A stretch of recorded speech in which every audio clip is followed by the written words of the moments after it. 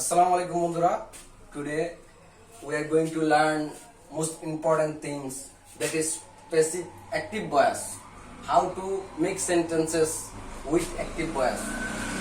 If we want to know how to speak English, we must know this kind of topics because it is the most important topics. If you don't know how to make sentences, active sentences, I think you should know. তোমার জানা উচিত. So active voice কাকে বলে আমরা প্রথমত জানতে হবে যে অ্যাক্টিভ ভয়েস কাকে বলে। অ্যাক্টিভ ভয়েস মানে যে সাবজেক্টে যখন কাজ করবে তখন তাকে অ্যাক্টিভ ভয়েস বলা হয়। সাবজেক্টে কাজ করবে, যেমন আমি একটা সেন্টেন্স তৈরি করি, যেমন দেখেন, আই ডু দা ওয়ার্ক।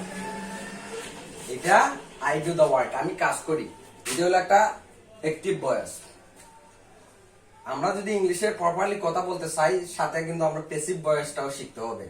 তো আমি আই ডু দা ওয়ার্ক, এটা কিন্তু একটা অ্যাক্টিভ ভয়েস, আমি কাজ করি। I do the work regularly, আমি প্রতিদিন কাজ করি। এখন যদি আমরা এটা প্যাসিভ ভয়েস বানাতে চাই, আমরা প্যাসিভ কিভাবে বানাবো একটা দেখেন। এখন প্যাসিভ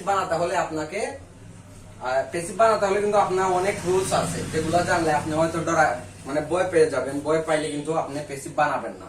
তাই আমি শর্টকাট একটা রুলস দিয়ে দিতেছি, যার মাধ্যমে আপনারা প্যাসিভ ভয়েসও তৈরি করতে পারবেন। যেমন দেখেন, অবজেক্ট প্লাস তারপরে আপনার এম ইজ আর, এগুলো হবে am is are plus subject. এখন মূলত আমরা এটাকে সবসময় সাবজেক্টই ধরি, কিন্তু প্যাসিভ ভয়েসের ক্ষেত্রে অবজেক্টটা হয়ে যাবে সাবজেক্ট, আর সাবজেক্টটা হয়ে যাবে অবজেক্ট। দেখুন, যদি আমি এইটার প্যাসিভ করি, I do the work regularly, তাইলে এখানে কি আছে, দা ওয়ার্কটা হয়ে যাবে সাবজেক্ট, অবজেক্টটা আমরা সাবজেক্টের জায়গায় নিব। এখানে এটা কিন্তু আমরা জানি অবজেক্ট, এই অবজেক্টটারে আমরা এখানে বসাবো। দেখেন, দা ওয়ার্ক। এখন আমরা এটা কিন্তু প্যাসিভ বানাতে চাই, কিন্তু এখন প্রশ্ন আপনার আসতে পারে, প্যাসিভ ভয়েসের মাঝে আবার এমিজার কই থেকে আসলো। আমরা যদি প্যাসিভ বানাতে চাই, তাহলে এমিজার অবশ্যই আমরা অ্যাড করতে হবে, নাহলে প্যাসিভ ভয়েস কিন্তু আমরা তৈরি করতে পারবো না, বুঝছেন। যদি আমরা এমিজার অ্যাড করি, দেখেন, যখন এই অবজেক্টটা সিঙ্গুলার হবে তাইলে আমরা ইজ অ্যাড করব, আর যদি প্লুরাল হয় তাইলে আমরা আর অ্যাড করব। তাইলে এখানে যেহেতু আমরা দা ওয়ার্ক একটা সিঙ্গুলার ওয়ার্ড, তাইলে আমরা ইজ অ্যাড করব।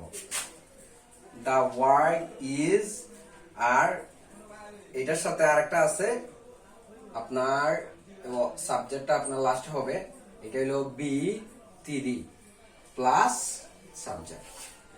বি3 হবে, কারণ বি3 আমি বুঝাই দেব বি3 কাকে বলে। প্রতিটা ভার্বের তিনটা রূপ থাকে, যেমন এখানে ডু হইল মেইন ভার্ব, কারণ ডু দ্বারা কাজ করাকে বোঝাইতেছে। তাইলে ডুর তিনটা ভার্ব আছে, ডু, ডিড, ডান। তাইলে আমরা এখানে 3 নম্বর ফর্মটা বলবো। দেখেন, ডু, ডিড, ডান, এটা আমরা ডু ভার্বের তিনটা ফর্ম। তাইলে এখানে কি বসাবো, এখানে রুলসে কি দেওয়া আছে, অবজেক্ট বসাইলাম, এমিজারের মাঝে ইজ বসাইলাম। তাইলে এখন আমরা প্লাস বি3টা কোনটা, বি3 হলো এটা, done, the work done, the work is done. আমরা প্যাসিভ ভয়েসটা হয়ে গেল, দা ওয়ার্ক ইজ ডান, মানে কাজটি করা হয়। আই ডু দা ওয়ার্ক, আমি কাজটি করি, দা ওয়ার্ক ইজ ডান, কাজটি করা হয়। সো আশা করি আপনারা বুঝতে পারছেন। যদি না বুঝেন অবশ্যই কমেন্টে জানিয়ে দেবেন। ইনশাআল্লাহ এই সেন্টারটা অফিস বাজার পড়ছে, আপনারা যদি ভর্তি হন, 2 মাসের একটা কোর্স আছে, 30টা ক্লাস হবে, আর খুবই অল্প টাকার বিনিময়ে আপনারা গ্রামের মধ্যে অবশ্যই একটা ভালো একটা সেন্টার পাইতেছেন ইংলিশ শেখার জন্য। আশা করি এই এত বড় সুযোগ অনেক কমই আসে, কারণ বাইরের কাছে এমন সেন্টার আপনারা পাবেন না। যেহেতু আপনাদের কাছে কম টাকার বিনিময়ে আমি এই সেন্টারটা ওপেন করছি আপনাদের হেল্প করার জন্য। আপনারা আমাকে সাপোর্ট করবেন আর আপনাদের সাপোর্ট পাইলে আমি ইনশাল্লাহ এখানে আপনাদেরকে আমরা ইংলিশ শিখায় যাব। সো যদি আপনার কোনো ডাউট থাকে আপনারা আমাকে অবশ্যই কমেন্টে জানিয়ে দিবেন, লাইক করবেন, শেয়ার করবেন, সাবস্ক্রাইব করে আরো অনেককে জানিয়ে দেওয়ার সুযোগ করবেন। সো বাই বাই, আসসালামু আলাইকুম।